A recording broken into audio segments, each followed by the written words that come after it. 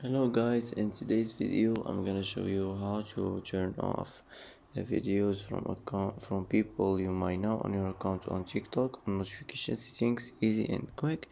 First click on your profile, click on these three lines here. Now click settings and privacy.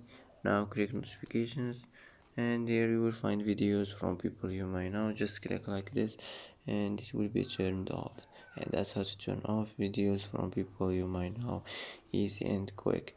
And that's it.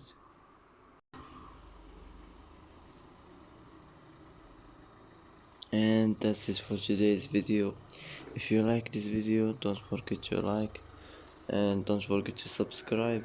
And I hope this video is helpful for you, and thanks for watching till the end, and see you in the next video.